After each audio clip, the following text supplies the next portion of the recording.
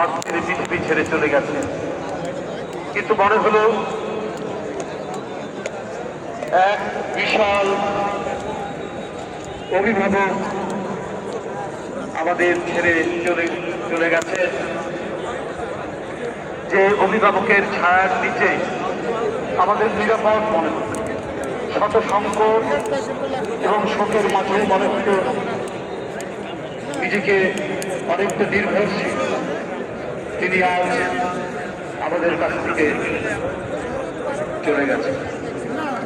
তিনি বাসায় বসে থাকলে, তিনি চিকিৎসাধীন থাকলেও হৃদয়ের মধ্যে যে ভরসা পাওয়া যেত, আর সেই ভরসার উৎসস্থল আর নেই।